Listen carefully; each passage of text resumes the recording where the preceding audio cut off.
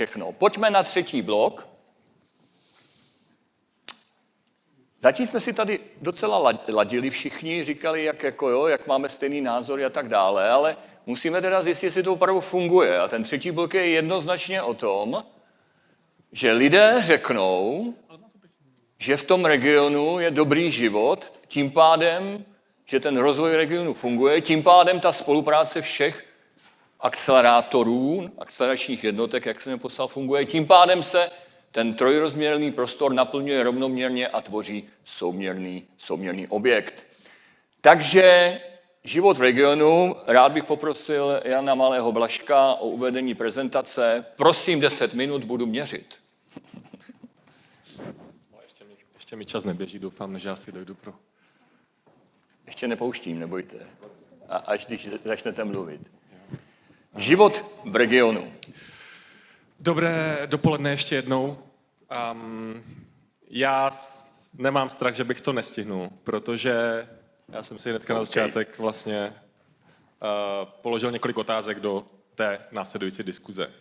Jako vždycky mám spoustu slajdů, které jako vždycky vlastně můžu rovnou zapomenout. To není podstatný, ty slajdy jsou jenom pro nás nějaký jako prostředek. Jo, to, co je podstatné, je ta debata, která se vede, jak na sebe navazuje a tak dál. Teď vlastně vás můžu teda poprosit. Můžete posunovat. Aha, takže čas mi pořád neběží, všimněte si. No, už jsem opustil. Dobře. Tak, už jste. Děkuju. Už jste doma. Já bych otevřel to téma sdílením vlastně zkušeností s aplikovaným výzkumem, nebo taky participativní akční výzkum je nějaký jako termín, který směřuje k tomu, že se snažíme vlastně jít, tady zaznělo, jako jít do toho terénu, jít do toho mezi ty aktéry, mezi ty lidi, abychom společně s nimi se pokoušeli nějakou inovaci, v tomhle případě inovaci v oblasti bydlení, realizovat, vymyslet, prosadit. Participativní bydlení je koncept, který je vlastně používaný a známý ve spoustě měst napříč Evropou. A my jsme se inspirovali třeba ve Vídni, která je jako takovou mekou dostupného bydlení, jistě víte. My, když jsme oslovovali partnerská města v Česku, aby se zapojili do toho projektu, tak jsme dostávali v Brně informace, Brno není Vídeň.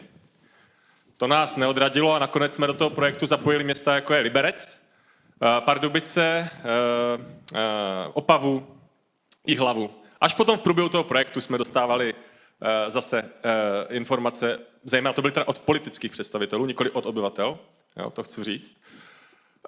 Jihlava není Brno, nebo Liberec není Praha. A ještě jsme tam měli Hrádek nad Nisou. Hrádek nad Nisou není Liberec. A říkám to proto, že vždycky je proč říct, že inovace nejde udělat u nás, v tom našem poli. Jo? Protože je někde, kde je takzvaně jako možná lépe, nebo si to možná myslíme.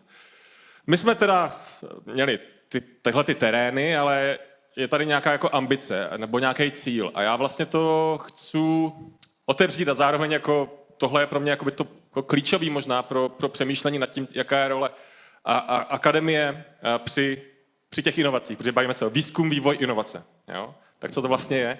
Tak v našem případě jsme se snažili vlastně hledat cesty, jak proměnit vztahy ve výstavbě tak, aby lidé měli prostě přístup k dostupnějšímu a udržitelnějšímu bydlení.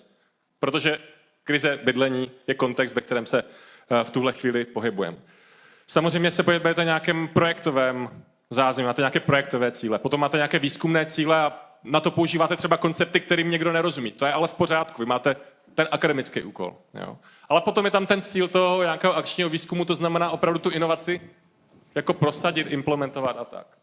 Tady zaznělo rozměr, proč je to podstatný, projektové cíle? No, protože máte nějaké financování. V našem případě to bylo 8 milionů něco veřejné dotace v rámci Toucheru a 8 milionů v té době byl jako jeden byt v Praze.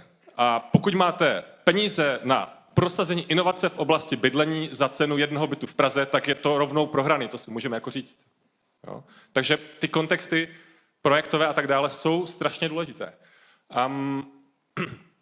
Participativní bydlení, nějaká jako myšlenka, která tady, když ukážu nějaké příklady z zahraničí, jako ukazuje, aha, to se dá jako žít lépe nebo nějak kvalitněji, máme nějakou možnost sdílet prostory, pokud se pokud se dohodneme, třeba to může být efektivnější nějaká spolupráce mezi aktéry výstavby. Proč? Protože nevím, jak vás, ale mně osobně se nikdy žádný výrobce nebo stavař, výrobce bydlení nezeptal, jak chci bydlet. Tak ty informace, ta neprostupnost, rozdílnost mezi informacemi mezi producenty a spotřebiteli v oblasti bydlení je extrémní. Jo. Takže jako ten potenciál na nějakou efektivnění, spolupráci, nemusíme hledat nějaké ideály vídeňské, ale o trošku více umožňuje například to, že i na panelákovém sídlišti dokážete skrze spolupráci sousedů se domluvit na tom, a je to vidět, jo, vlezte do jednoho vchodu a do druhého. V jednom je ty prostory bývalých kočárkáren a tak, když tam dneska bydlí 70letí lidi, žádné děti tam nejsou, tak jsou uspůsobené jinak a někde ne. Je to uzamknutý prostor, nevyužívaný. Nevyužívat v dnešní době 20 metrů čtverečních společných prostor, když metr čtvereční novostavby stojí přes 100 000, je prostě jako zločin, když to tak řeknu. Jo.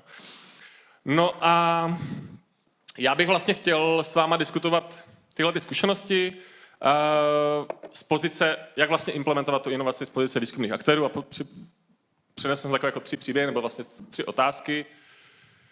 Ta první vlastně se týká toho projektu, jak najít tu rovnováhu mezi výzkumem, vývojem a tou implementací. Protože dneska ty vysoké školy, dneska je nová metodika M25+, a tak dále, dneska vysoké školy jsou směřovány směrem ke komercializaci, k transferu, té implementaci. To je jako čím dál tím větší jako role. Ta třetí role je možná jako první role, nebo minimálně ten tlak na to, aby byla. Jo. A já si myslím, že to je jako velice klíčový se o tom jako začít bavit, protože to je prostě dáno, ale nebavíme se o tom, jako co to pro nás znamená. Znamená to, že ve všech oborech budeme komercializovat? Mám já začít jako chodit a nabízet to bydlení jako na ulici? To není ten point. Za druhé, příliš mnoho konceptů. Ano, jasně, jsme akademici a trochu to prostě přeháníme v tom, jak nad tím přemýšlíme. Někdy je složité se projevit v rámci toho nějakého participativního procesu, moderovat ho z pozice akademie. Zároveň si myslím, že jakoby ty nástroje, které akademici na to mají, jsou mnohem větší než kdokoliv jiný aktér. A to proč? Protože je tady určitý polštář. Samozřejmě ta veřejná podpora a ta akademická sféra jako nějaký veřejný vlastně prostor umožňuje, je to určitý polštář. Já si můžu dovolit jít za tu hranu, já si můžu dovolit hledat ty nové řešení a nemusím je hned replikovat. Jo? Když jsem ten tržní aktér, tak samozřejmě jsem tlačen. A tady zaznělo, bavili jsme se, jako města, můžete nabízet koncepce bydlení městům, strategie bydlení městům. Já třeba dělám adaptační strategie na změnu klimatu pro města, jako v praxi. A jako ten tržní rámec na to je směšnej. My to děláme jako zadarmo prostě. Tam chybí 1 0, možná 2 nuly, jo, v té zakázce pro ta města. Nejsou na to zdroje, nemám na to, protože musím udělat střechu sokolovny. Já nemůžu mít koncepci bydlení na malém městě, protože potřebuji střechu sokolovny. Je to velký problém. A myslím, že se o tom nebavíme. A ten třetí, když teda se bavíme tady v tomhletom rámci, kdy máme tyhle 3 role, jako ti výzkumníky, výborně, děkuju. Máme tyhle ty tři role a máme téma, tady v tomhle případě participativní bydlení, které má za úkol jako zapojovat veřejnost, soukromý sektor, možná veřejný sektor určitě, stát, municipality, tak to je vlastně velký úkol, velká ambice a je potřeba nějakým způsobem jako strategicky nad tím uvažovat, na koho cílit, jak pracovat s diskurzem, jak pracovat vlastně s možností ten diskurs ovlivňovat z akademických pozic. Jo? Jak vstupovat do médií. To si myslím, že jsou všechno vrstvy, které se těch projektů dotýkají a které se musíme vlastně učit, protože to je vlastně to, co nakonec stojí za úspěchem i projektů, jako vlastně třeba na Ostravské univerzitě se teďka před pár lety rozjel, za spoustu peněz, ale je tam spoustu indikátorů, spoustu úkolů. Jo. A proto si myslím, že ta jako strategičnost toho je důležitá. Já jsem se tím vlastně snažil ukázat nějaké jako prostředí, co to vlastně pro mě v tom mém projektu znamenalo výzkum, vývoj, nějaké inovace, teda vývoj a toho výzkumu a ta inovace a ta implementace té inovace, tak si tady udělám drobný promo.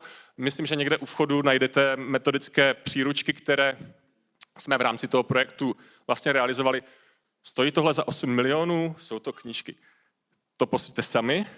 Já si myslím, že jsme zjistili celou řadu zajímavých věcí a v průběhu toho výzkumu se nám podařilo navázat spolupráci s Ministerstvem pro místní rozvoj, které nám tu metodickou příručku certifikovalo. A dneska se vlastně snažíme ve spolupráci se Státním fondem podpory investic, což je vlastně, já to vnímám jako nějaká jako prodloužená ruka nebo jako druhý partner pro Ministerstvo pro místní rozvoj, ten projekt nebo ten koncept implementovat do českých měst. Jo. Mám tady celou řadu slajdů, které jsou pro mě důležitý z toho výzkumného pohledu. Já bych vám to rád prezentoval, ale jako myslím, že to není ten hlavní point, co jsem chtěl dneska říct.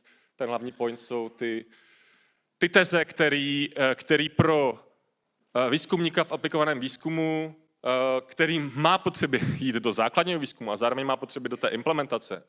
A ta otázka zní, má smysl teda ty pozice udržovat, nebo jsme vlastně vedeni k tomu, aby jsme z té akademie jako vlastně odstoupili a stali se tím jako jedním z mnoha aktérů na tom jako trhu. Jo. Myslím si, že to je důležitý a vracejme se tady k téhleté otázce. Děkuju.